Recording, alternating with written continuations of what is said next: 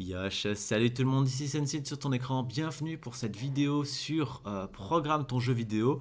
Dès aujourd'hui, on va avoir accès à une petite application. La dernière fois, on avait vu le système de versionning et pourquoi c'était important. Et dès aujourd'hui, on va avoir une application qui fonctionne et un départ.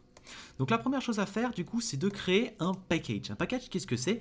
Eh bien simplement, vous allez voir que c'est quelque chose de très simple. Git, c'est... Concrètement, c'est un fichier, c'est-à-dire que si je crée un package, par exemple, moi je dis une bêtise, package lel, voilà, et bien c'est un package que je peux retrouver ici. Voilà, il s'est créé, il fonctionne. Si jamais vous mettez à jour des informations, par exemple, j'en sais rien, moi, test, dans ce genre d'endroit, vous voyez qu'il n'apparaît pas. Pas de panique, il suffit de cliquer sur votre projet, de faire un petit F5 pour que ça se mette à jour. Et là, vous voyez qu'un fichier lel un fichier test a été créé, que je peux changer ici. Voilà, c'est un petit peu comme ça que ça fonctionne, la relation entre les packages, les classes et les répertoires à l'intérieur de l'ordinateur, et ce sera assez pratique. Donc ce qu'on va faire déjà, c'est qu'on va créer un raccourci. On va créer un raccourci, je l'envoie sur le bureau pour le moment, mais l'idée c'est qu'en fait, dès que vous avez créé un... C'est vrai que je ne l'ai pas dit sur l'épisode précédent, mais dès que vous avez créé un répertoire et que vous l'avez mis dans un Git répertoire, le truc c'est que ça a supprimé visuellement de l'endroit où vous l'aviez rangé votre code. C'est parce qu'il allait se ranger ailleurs. Mais pas de panique, il est bien là dans votre ordinateur. Il suffit d'aller le chercher. Donc la première chose à faire, c'est de prendre, encore une fois, les bons réflexes, c'est de créer un package qui correspond, enfin qui est unique, parce que si jamais votre code est amené à se retrouver en ligne, il ne faut pas que ce code se retrouve ailleurs. Donc le plus simple, c'est de faire .com, suivi de votre pseudonyme. Donc moi, c'est Sunsign, mais vous, ce serait, j'en sais rien, moi, Dark du 28, ce genre de choses. Et voilà. Donc là, j'ai un package, je vais glisser ma classe ici, et là, vous voyez que le défaut package, il a été supprimé. Je peux dérouler comme ça. On va mettre le package main dans un package qui s'appelle system. Voilà, j'ai envie, je fais comme ça, je vais mettre system main. On va pousser le vice, on va mettre dans system main et on le met là-dedans. Là, vous voyez que ça s'est transformé en un seul et même, c'est parce qu'en fait, le logiciel, il ne va pas prendre la peine de faire des menus déroulants. S'il voit que typiquement, il n'y a pas de classe, il va dire contrôleur.mouse. Mais pour récupérer des packages ou récupérer les classes, il vous suffit de faire ça, et puis vous mettez une autre classe, par exemple, j'en sais rien moi, contrôleur. Si je fais ça, vous voyez que là, il n'y a pas de panique, j'ai accès au package contrôleur. Bref, donc là, on va ouvrir la classe main. Qu'est-ce qui se passe? Comment on crée un jeu? Eh bien, il faut savoir que quand on... Java, il a un fonctionnement très simple, enfin très compliqué, mais très simple sur un point, c'est qu'en fait, tout le logiciel, il peut être aussi compliqué que vous voulez. Ce que Java et ce que Eclipse vont aller chercher, c'est une fonction bien précise qui est la fonction main, dont les arguments sont les suivants. Voilà, args, avec une petite accolade. Et voilà, là l'idée c'est que le logiciel, quand je le lance, il va aller chercher cette fonction. On va l'appeler tuto. Vous pouvez l'appeler game, mais moi je vais l'appeler tuto, histoire de ne pas m'embrouiller. C'est beaucoup plus simple pour moi. Voilà, tuto. Et là, si je veux le lancer, il me suffira de faire clic droit sur mon projet, de faire Run as Java Application, et là, mon logiciel, il a été lancé. Il se trouve qu'il ne fait absolument rien, donc il s'est fermé instantanément, mais je vous garantis qu'il a bien été lancé. La preuve, il suffit de faire un petit sysout. Donc sysout, ça veut dire imprime-moi dans la console quelque chose, et je vais dire Hello World, c'est la tradition. Quand on découvre un nouveau langage, la première chose qu'on fait, c'est de faire un petit Hello World. Et si je la lance, donc là, il va me lancer le dernier que j'ai enregistré. Donc ici, j'ai pas besoin de retourner clic droit. Hello World, vous voyez que ça fonctionne. Merci pour le follow, Okapic, et bien le bonjour tout le monde. Ah, bien le salut Empire Royal. Tout le monde, c'est tu tout seul, je crois. Bref. Hello World, donc on a vu un petit peu comment lancer le programme, comment il a le droit de se lancer.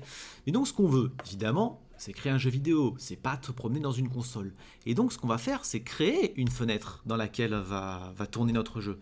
Pour ça, on va créer une nouvelle classe qu'on va appeler Window. La fenêtre donc. Window. Est-ce que je mets un S? Non, je vais pas mettre de S. Donc dans cette classe, il va y avoir plusieurs choses. La première, ça va être le nom du jeu. Public, static, final, string, name. Alors j'écris ça et je vous explique tout de suite ce que c'est. Parce qu'évidemment, si jamais c'est la première fois, si jamais vous n'avez jamais touché à Java, vous pouvez vous demander ce que je suis en train de faire. Pas de panique, je vous explique. Public, ça veut dire que c'est une information que je peux avoir accès depuis n'importe où dans mon code. Je peux être dans n'importe quelle classe, dans n'importe quel package, je peux aller chercher cette information parce qu'elle est publique. Statique, ça veut dire qu'elle ne dépend pas de la, qu'elle dépend de la classe et qu'elle ne dépend pas d'un objet. En gros, ça veut dire que c'est un peu technique. Mais en gros, retenez simplement que quand quelque chose est statique, ça met plus de temps à se charger au lancement du jeu, et quand quelque chose n'est pas statique, donc il suffit de ne pas mettre statique, il faut le créer. C'est assez subtil, mais dans l'idée, statique, ça veut dire que c'est un truc qui sera toujours le même. Et en l'occurrence, la petite musique du follow. Final, ça veut dire que c'est une constante. Ça veut dire que si j'ai accès à cette, pour rappel avec public, j'ai accès à name de n'importe où, mais je n'aurai pas le droit de le changer pour une raison simple, j'ai mis final, c'est une constante, je n'aurai pas le droit de le changer. String, ça veut dire que c'est une chaîne de caractères, typiquement c'est du texte, et le texte on le met entre crochets, et donc c'est la constante qui s'appelle name, et donc quand j'irai chercher name, j'aurai le texte tuto, tout simplement. Voilà, beaucoup de blabla pour expliquer une chose très simple. Ensuite, on va attribuer les dimensions de notre fenêtre. Final int. Donc la longueur totale de notre fenêtre, on va dire que c'est 1920. Et la hauteur totale de notre fenêtre, on va dire que c'est 1080. C'est à peu près ça pour un écran en vérité. Toujours final, toujours public, comme ça j'y aurai accès depuis plus loin. Et ensuite, on va créer une méthode qu'on va mettre public d'abord, mais ensuite je vais la changer. Mais d'abord je mets public parce que j'ai pas envie de vous expliquer ce que je vais faire là tout de suite. Avec un petit game.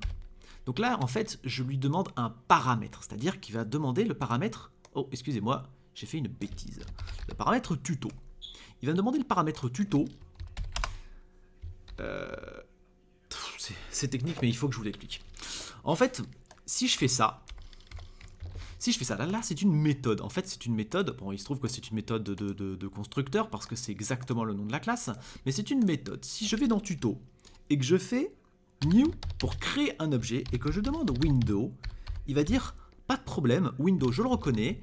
Il n'a aucun paramètre, tout va bien. Si jamais je rajoute un paramètre qui est le paramètre tuto, que je peux appeler littéralement comme je veux. Je peux l'appeler Tartampion si je veux, c'est pas gênant, c'est juste pour moi. Mais ce que vous écrivez ici est assez important parce qu'il se trouve que c'est la classe qu'il va appeler. Le paramètre ou la classe. Hein. Ça, c'est un paramètre. Enfin, c'est une... Je connais plus le terme exact, mais voilà, c'est une racine ou quelque chose comme ça. Donc là, il va me dire, enfin si je sauvegarde, CTRL S hein, pour le raccourci, il va me dire, attends une minute. Là, tu me demandes un paramètre et tu m'en as pas mis. Merci pour le follow, Brios, et tu es la bienvenue. Et le paramètre, eh bien, techniquement, c'est tuto. Donc si jamais j'écris new tuto, ça devrait fonctionner. Le truc, c'est que ça va poser des problèmes de conflit, parce qu'il va créer un nouveau, alors qu'il y a à l'intérieur de celui-là. Le plus simple, en fait, c'est de mettre, par exemple, this. Et là, on est sûr qu'en fait, il est censé être... Bon là en l'occurrence ça marche pas, mais c'est parce que j'ai pas créé je l'ai pas encore créé. Mais dans l'idée, de toute façon c'est pas ce que je veux. Je veux pas que ça s'appelle Tartampion, on va l'appeler game. Donc là ma fenêtre on va la créer. Il y a beaucoup de choses à faire. Déjà, il faut lui donner les dimensions qu'on veut. Donc il y a 3 choses, 7 minimum. Ah évidemment oui. Là, il peut pas mettre des dimensions parce qu'il sait pas que game, enfin que tuto, on va l'appeler tuto. Voilà. Il sait pas que le tuto, c'est une fenêtre, que c'est un contenu de fenêtre. Donc pour ça, on va simplement lui expliquer. Extend canvas, ça veut dire que concrètement, c'est un contenu de fenêtre. Allez. Normalement, en passant notre souris dessus, il devrait proposer de le télécharger. Je l'ai mal écrit, peut-être canvas, non ? Non, je l'ai bien écrit.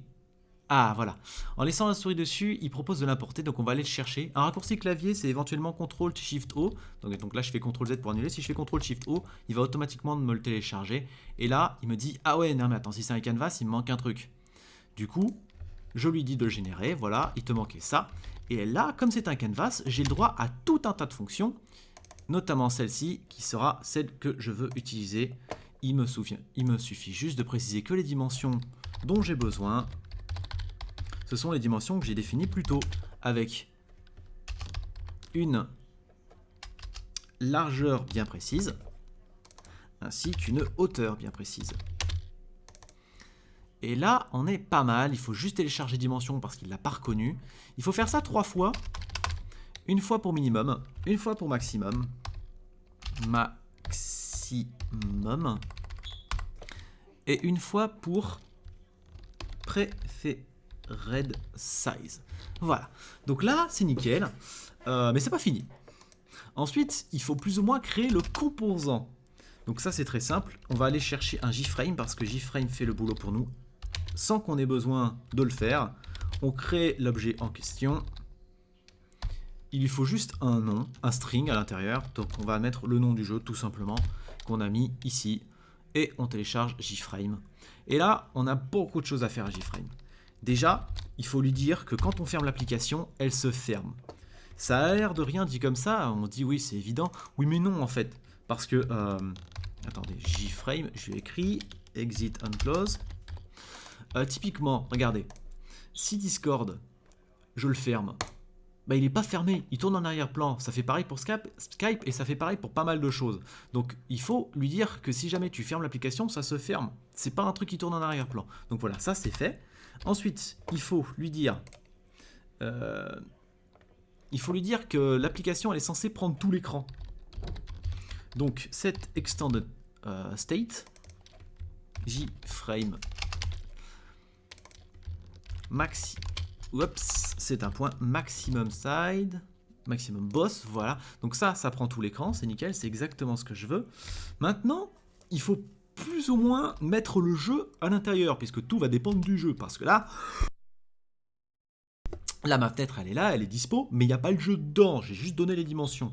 Donc pour ça, c'est très simple, c'est deux petites fonctions qui vont faire ce boulot à notre place. Set layout, en gros, ça lui dit... je sais pas exactement ce que ça lui dit, mais ça lui dit qu'il faut créer quelque chose. Et à l'intérieur de cette chose, on va ajouter notre jeu tuto. Et évidemment, il faut lui préciser que le jeu, il est au centre. Par défaut, il a tendance à le faire, mais c'est juste par sécurité, on le précise. C'est quand même vachement mieux. Ensuite, je vais laisser un espace parce que je ferai quelque chose plus tard. On va repréciser, juste au cas où, qu'il faut qu'il le mette au centre en fait. Mieux vaut, deux précautions valent mieux qu'une, et puis de toute façon ça met pas plus de temps pour charger. Voilà, donc là le jeu il va bien le mettre au centre, il n'y a aucun problème. J'aimerais préciser au jeu qu'il lui est impossible de changer les dimensions, parce que j'ai pas envie d'avoir des problèmes d'affichage. C'est vraiment un jeu en plein écran, point. Donc on lui dit qu'on n'a pas le droit de changer les dimensions, on peut pas le réduire en cliquant sur la fenêtre. On va aussi enlever la fenêtre. C'est-à-dire, vous voyez cette petite banderole avec réduire la croix, tout ça. Bah ça, je veux pas de ça sur mon jeu, donc on va l'enlever. Undecorated. Voilà.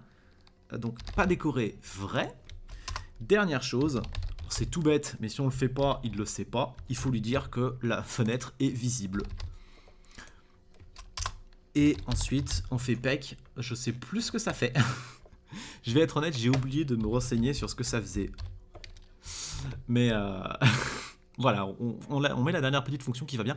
Là, on est quasiment bon. Pour la fenêtre, déjà, on peut fermer. Donc là, quand on fait New Windows Tuto, en principe, si je fais ça, j'ai totalement un écran noir. Blanc. Ouais, excusez-moi, j'ai un écran blanc. C'est bon signe. Ça veut dire que ça fonctionne. Il a ouvert ma fenêtre. Tout est bon. Donc là, pour la fermer, hein, vous connaissez le raccourci clavier, hein, le fameux raccourci du troll, Alt F4. Voilà. Mais c'est bien, c'est positif. On a quelque chose qui fonctionne, on a une fenêtre qui s'ouvre. Maintenant, il y a tout à mettre dedans, évidemment. La première chose, ça va être de faire en sorte que, comme c'est un jeu, ça va être de faire en sorte qu'il y ait comme un moteur, comme un compte à rebours, quelque chose qui lui permet de savoir que une seconde, il se passe quelque chose la seconde d'après, quelque chose qui se met à jour tout le temps. Donc pour ça, il y a une fonction qui fonctionnera très très bien. Déjà, on va implement. Donc implement, ça veut dire que c'est une interface, mais je vous expliquerai ça plus en détail une autre fois. Là, on n'est pas là pour expliquer les interfaces. Là, on est là pour ouvrir une fenêtre qui est fonctionnelle. Run, donc ça me donne accès à la fonction run. Je mettrai à l'intérieur du coup mon chronomètre. Mais avant de mettre le chronomètre, ce qu'on va faire, c'est qu'on va mettre un petit peu d'ordre dans le code.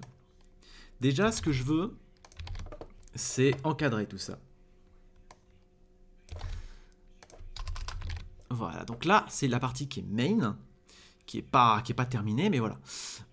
J'aimerais si possible que ma classe soit un singleton. Ouais, je ferai ça plus tard en vrai. Ce qu'on va faire, c'est qu'on va créer un thread, c'est-à-dire une session en quelque sorte. Ça se traduit par fil, ben c'est un peu le fil directeur. C'est une session pour être sûr que le jeu se lance pas plusieurs fois dans le même jeu. Bon, il se trouve qu'il peut se lancer plusieurs fois sur des fenêtres différentes. Donc plus tard dans le futur, on va faire en sorte de mettre une sécurité vis-à-vis de ça. Mais on va faire en sorte là de faire qu'il se lance qu'une fois pour lui-même. Et donc on a besoin de deux fonctions qui viennent de Runable. Public synchronized start, enfin void start. Et la fonction stop. Synchronized avec mon superbe accent anglais, stop. Voilà. Ah oui, évidemment, avec les contenus des fonctions qui doivent exister. Donc ce qu'on va faire, c'est qu'on va vérifier si le jeu, juste par sécurité, si le jeu est considéré comme étant fonctionnel, running. Ce qu'on fait, c'est que en fait, on va pas faire la suite. Return. Return, ça veut dire sort de la fonction. Ce qui veut dire que tout ce que je vais mettre là, ça ne s'exécutera pas. Ça ne s'exécutera pas dans le cas où le jeu est considéré comme étant déjà lancé. Enfin, comme le thread étant considéré comme déjà lancé. Et si c'est pas le cas, on va lui dire que, bah, évidemment, il faut changer le paramètre. Donc on lui dit que c'est bon, le jeu, tu le lances, mais tu me crées aussi un thread, parce que sinon on va se retrouver avec un petit problème d'un manque de thread. Thread, allez, fais un effort, voilà, trouve-le-moi. Le thread, c'est this, puisque c'est cette classe. Oups, c'est à l'intérieur qu'il faut le mettre. On peut la nommer aussi, donc je vais aller chercher le nom du jeu. Et on précise que c'est la fonction main. Comme ça, on est pas mal. Qu'est-ce que ça raconte? Salut, salut. Hey, yo, Medisterio, tu es la bienvenue. On va activer Stream Avatar, comme ça tu seras en bas de l'écran. Voilà, le petit Magikarp, magnifique. Dernière chose, évidemment, il faut lui dire que le thread, il démarre. Hein, parce que la fonction start, le but, c'est de pouvoir lancer le thread. Et on est bon. Et pour la fonction stop, ce qu'on va faire, c'est qu'on va lui dire que du coup, il arrête. Enfin, il est considéré comme ne tournant plus, false, et on va lui dire d'arrêter le thread. Alors, c'est pas thread stop, la fonction, elle a un autre nom, c'est thread join. Mais ça fait exactement la même chose, hein, ça arrête le thread. Par contre, là, il va me dire qu'il y a une erreur. Pourquoi? Eh bien, en fait, la fonction join, c'est une fonction qui est dangereuse pour le système. C'est une fonction qui pourrait le faire complètement planter. Et pour pas que ça arrive, il va dire, attends, on va faire un try-catch. Enfin, c'est une solution qu'il propose et qu'on va accepter. Le try-catch, ça fait quoi? Donc là, je vais faire un petit raccourci CTRL SHIFT F. Voilà, ça range simplement. Hein, voilà. Le try-catch, ça fait quoi? Ça veut dire, ok. Enfin, si je l'avais pas fait, c'est lance-moi cette fonction. Ah, tu peux pas.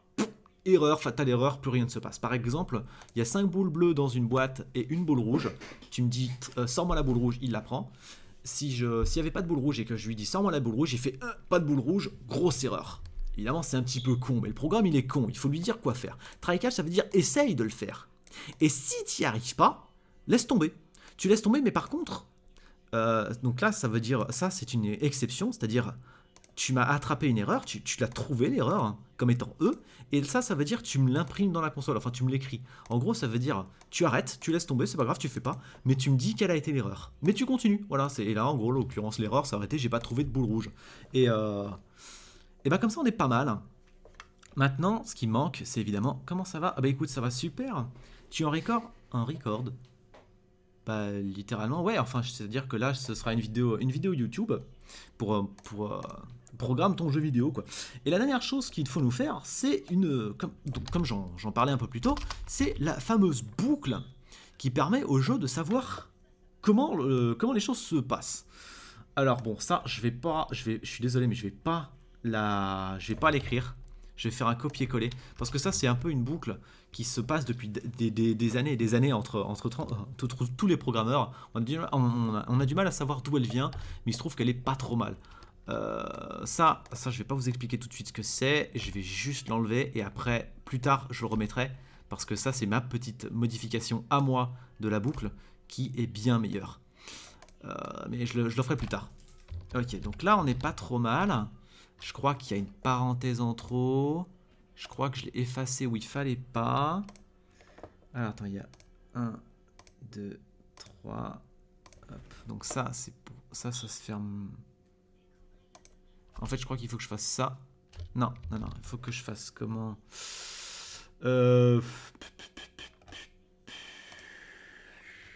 Non, je pense que c'est bon. C'est peut-être à la fin que j'en ai mis un trop. Ok, c'était à la fin que j'en ai mis un trop. Petit CTRL F pour tout aligner. Voilà, donc ça, c'est la fameuse grosse boucle. Vous en faites pas, hein, comme j'ai dit, il y aura un lien dans la description vers leur GitHub. Il vous suffira d'aller trouver la classe tuto et de faire un copier-coller. Au pire, là, vous pouvez l'admirer si vous êtes un grand malade mental et l'écrire. Ces trucs-là, ça veut dire que c'est des commentaires. C'est-à-dire qu'en fait, quand vous mettez 2 slash comme ça vous permet de dire, ok, tout ce qu'il y a après, sur la ligne, c'est pour de faux, en fait, c'est un commentaire. C'est mieux que de l'effacer parce que disons que si un jour je veux vérifier la vitesse de frame et de tick, il me suffit d'enlever ces trucs là. Si vous avez 36 lignes à mettre en commentaire, le plus simple, par exemple votre fonction stop, vous l'aimez pas, vous avez peur de l'effacer, vous voulez en créer une autre, pour pas avoir tout un tas d'erreurs, ce que vous pouvez faire c'est mettre une petite étoile, donc il fait ok, tout ce qu'il y a après c'est forcément des commentaires, et là vous fermez l'étoile. Et voilà, donc là, on a fermé le commentaire. Cette fonction n'existe plus, c'est soi-disant un commentaire, entre guillemets. Donc là, on a la boucle qui tourne. Les seules choses qui nous manquent, c'est la fonction tick et render, qui sont les deux fonctions, en fait, qui nous permettront au chronomètre de savoir ce qu'il... En fait, c'est ces fonctions-là qui seront appelées tout le temps. Dernière chose pour le chronomètre, ça, c'est le nombre de frames. Si vous voulez les changer, par exemple, si vous voulez que votre jeu il tourne en 30 frames par seconde, vous mettez 30. De base, d'habitude les gens utilisent 60, mais voilà, donc ça c'est le truc que vous pouvez savoir à quoi ça sert. Tout le reste c'est un petit peu flou et un petit peu technique. En gros, ça utilise le chronomètre de l'ordinateur et ça met à jour. Et du coup, 60 fois par seconde, ils vont lancer la fonction tick et la fonction render. La fonction tick, c'est une fonction qui nous permettra du coup de mettre à jour les informations du jeu, hein, comme si le personnage il se déplace, il faut lui dire qu'il doit se déplacer. Et la fonction render, ce sera pour tous les visuels. Alors pour la fonction tick, pour l'instant, il n'y a rien à l'intérieur parce qu'on n'a pas besoin de créer quoi que ce soit. Mais pour le render, on va créer une première chose. On va créer un visuel, parce que là, pour rappel, si je lance le jeu, il se passe quoi? Il se passe que c'est un écran blanc. Logique, il n'y a pour l'instant rien. Par contre, je vous rassure, le chronomètre est quasiment lancé. Il n'est pas lancé parce que j'ai oublié de lui dire de le faire. Pour ça, il faut lui dire... Alors attends, c'était quoi déjà l'astuce? Il faut lui dire de... je vais trouver. Il y a une fonction, je crois qu'il faut que je lui dise simplement de faire la fonction start en fait. C'est ça, oui, il faut lancer le truc. Il faut lancer le truc.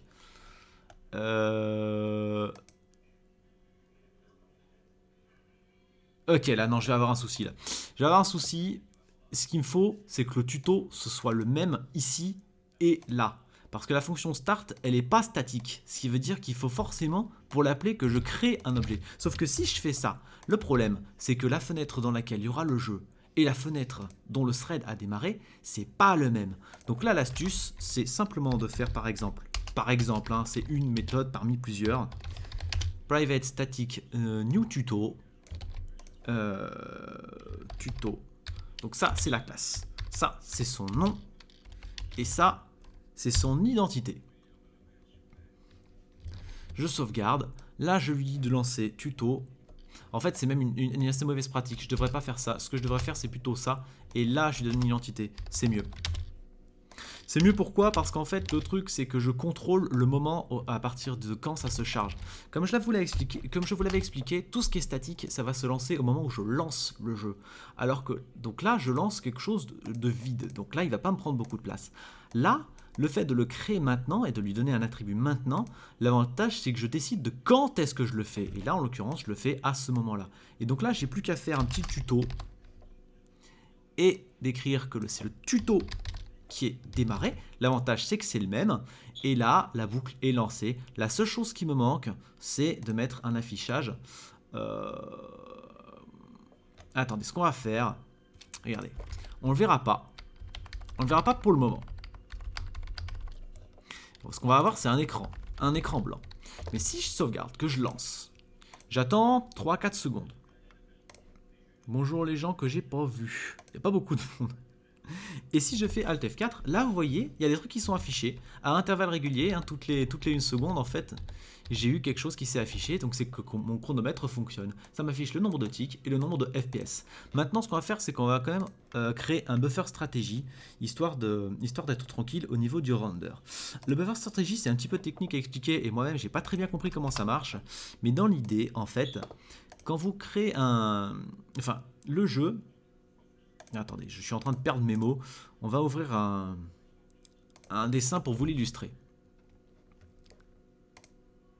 Dans l'idée, quand vous lancez le jeu, il va calculer, il va faire, ok, j'ai cette image, mais le buffer stratégie, il a déjà calculé 2 images en amont. Enfin, plusieurs images en amont, là en l'occurrence ce sera 2 parce qu'on va le programmer comme ça. Mais il aura calculé 2 images en amont qu'il a plus ou moins devinées. Et du coup il les prépare et après il les affiche. Vous pouvez mettre 120 si vous voulez, mais là vous allez induire en erreur parce que d'une part ça va être gourmand en ressources, donc c'est l'intérêt inverse de ce qu'on voulait faire. Et d'autre part, pour calculer 120 images suivantes, il faut qu'il ne se soit pas trompé sur les 120. 3, il y a des chances qu'il ait visé juste sur plusieurs d'entre elles. Au pire, il recalcule les détails où il s'est trompé. Mais 120, c'est sûr qu'à un moment donné, par effet papillon, il s'est planté. Donc, le buffer stratégie, voilà, l'idée, c'est d'optimiser un petit peu ce chargement et de faire en sorte qu'il ne calcule pas à chaque frame exactement ce qu'il doit faire. Il prend un petit peu d'avance. Et en principe, ça permet d'avoir un jeu plus fluide et beaucoup moins gourmand en ressources.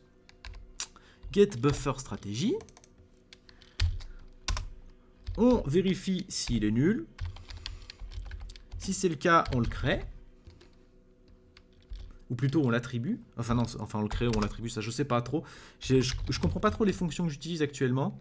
Je sais juste que ce sont ces fonctions-là, parce que ça, c'est les fonctions que j'ai pas créées. Ça, c'est les fonctions de Java, en fait. Et donc forcément, on les maîtrise moins bien que les fonctions qu'on crée. Mais voilà, l'idée, c'est que là, le buffer stratégie, il est créé dans le cas où il est nul. Mais s'il n'est pas nul...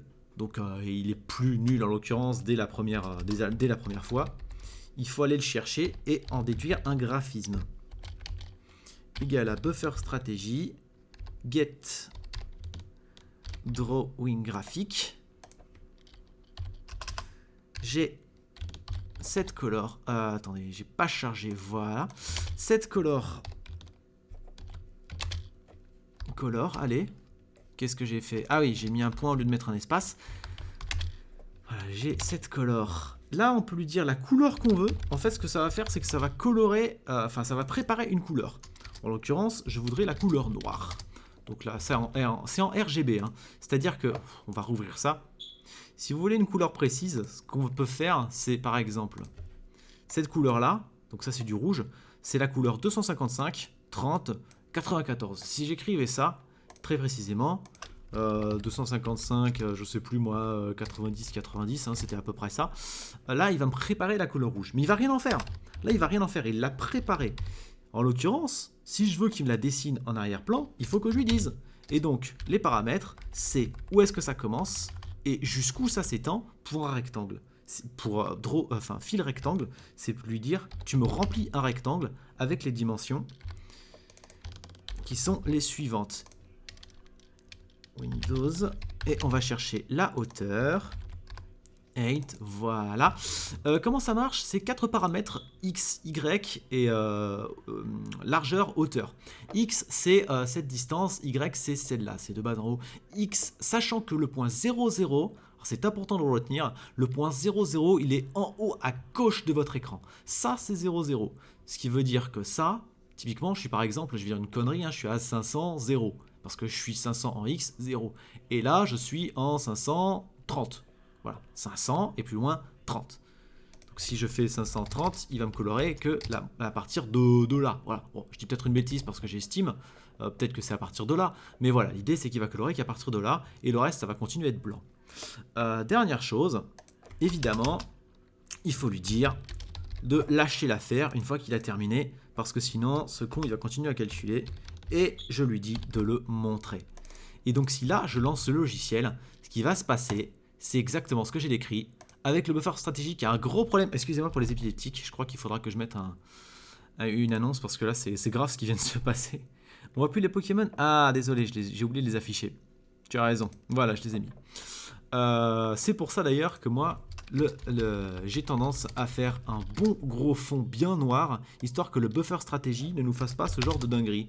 Parce que là, c'est le buffer stratégie qui est responsable de ce qui vient de se passer. Et là, on a totalement un écran noir. Et c'est nickel, c'est exactement ce qu'on voulait. Dernière chose, juste avant de se quitter, parce que là, on va bientôt se quitter, c'est qu'on va créer un petit carré rouge, histoire de vous montrer que ça fonctionne. On va le créer aux coordonnées 50-50. On va faire qu'il a une taille de 50-50. Voilà, très bien. Mais le carré, là, il sera noir parce que j'ai oublié de changer la couleur. Donc là, la couleur, on va la préparer. On va dire qu'elle est rouge. Et on est bon, on a notre petit carré rouge. Voilà comment ça fonctionne. La prochaine fois, on verra comment faire bouger ce carré rouge en termes de tics, comment ranger le code, parce que là, en l'occurrence, il est très bordélique. On ne peut pas s'amuser, évidemment, vous vous doutez bien, à mettre tout le visuel du jeu juste ici, entre les deux. Il va falloir créer une classe qui vient chercher les infos à cet endroit précisément, entre ici et ici. Voilà. Pareil pour les tics, il faudra créer une classe qui viendra les chercher. On va aussi ranger le jeu parce que là, c'est pas un singleton. Et je vous expliquerai plus tard comment ça fait. Mais pour moi, c'est clairement plus simple si cette classe est un singleton. Donc voilà. Vous avez vu un petit peu comment ça fonctionne. J'espère que vous avez vu un petit peu plus clair. Vous avez pas mal de devoirs. Et bah écoutez, merci d'avoir regardé cette vidéo. Je vous fais des gros bisous et je vous dis à la prochaine. Allez, bye!